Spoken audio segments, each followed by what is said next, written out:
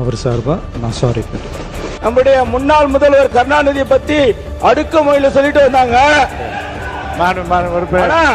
இங்க பாருங்க, உறுப்பினர் 2026ல ஒரு ரூபாய் கூட ஓட்டுக்கு பணம் கொடுக்காம முதலமைச்சர் வந்திருக்காரு.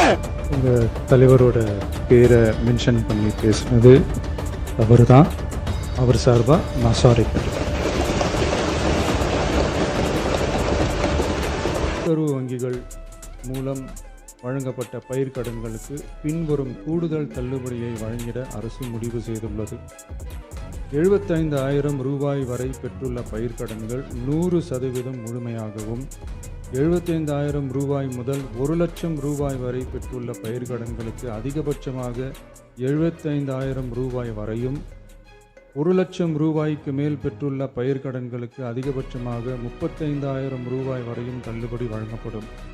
இதன் மூலம் 75,000 ரூபாய் முதல் 1,00,000 ரூபாய் வரை பயிர்க்கடன் பெற்றுள்ள 2,38,264 விவசாயிகளுக்கு தலா 75,000 ரூபாய் வரை தள்ளுபடி வழங்கப்படும்.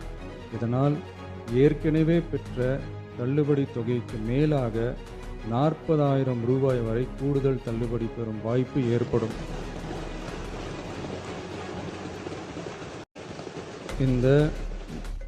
இந்த கூடுதல் பயிர்க்கடன் தள்ளுபடியால் அரசுக்கு சுமார் ரூபாய் 953.06 கோடி கூடுதல் நிதிச்சுமை ஏற்படும்.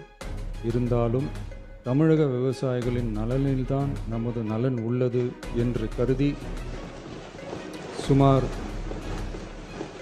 13.34 லட்சம் விவசாயிகளுக்கு மொத்தமாக 6,220 கோடி ரூபாய் பயிர்க்கடன் தள்ளுபடியை இந்த அரசு வழங்குகிறது. நன்றி.